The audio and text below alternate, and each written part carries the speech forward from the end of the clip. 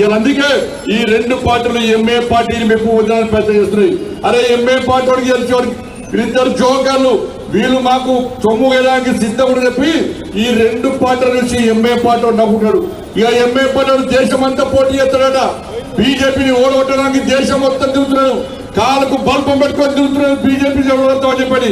బీహార్ లో కూడా పోటీ చేస్తున్నాడు.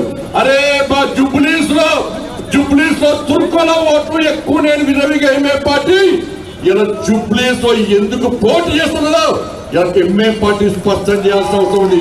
నీకు దమ్మునరా, నీకు చేతనైతేనరా?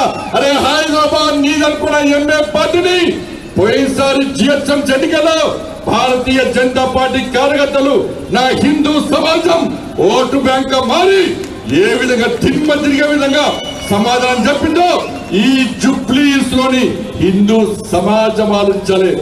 ఇలా ఎంఏ పార్టీ ఇలా దోబుట్లు అవుతుందన్న. ఇలా ఎంఏ పార్టీ ఏమంటుంది?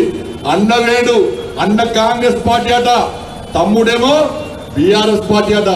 అన్న వేడు, అన్న వైపు రేవంత్ రెడ్డి కలిసిడు. అన్న మా తమ్ముడిని కేసీఆర్ పిలిచిందట. 200 కోట్లు ఇస్తానన్న బీఆర్ఎస్ పార్టీ సపోర్ట్ చేస్తే మరి నువ్వేమి ఇస్తావన్నంటే నేను 200 కరోడ్ ఇస్తా అని చెప్పి అన్న వైపు రేవంత్ రెడ్డి సంకల్పం వచ్చాడు. ఇక తమ్ముడు కేసీఆర్ దగ్గరికి పోయాడు. కేసీఆర్ సార్ అంకుల్ ఇంక అంకుల్ అవుతాడు. అంకుల్ మా అన్నవై రేవంత్ రెడ్డి కలిసిడు. 200 కోట్లు ఇస్తాడ. వాడిచ్చింది నేను ఇస్తా అని చెప్పి ఈడ 200 కరోడ్, ఆడ 200 కరోడ్. ఈ ఎంఏ పార్టీని యూస్ కూడా చౌరస్తాలో ఇలా వేలం వేసి ఎంఏ పార్టీ పతంగిని ఎగిరేస్తున్నారు.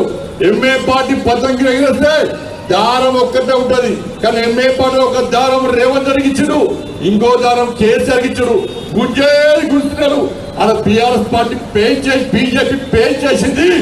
ఆ గతంకి పక్కా తెగొడతాం. ఈ జుబ్లీస్ లో బీఆర్ఎస్ పార్టీ కాంగ్రెస్ పార్టీ సంఘటనతో చూడడానికి ఇలా భారతీయ జనతా పార్టీ కార్యకర్తలు సిద్ధంగా ఉండాలని చెప్పి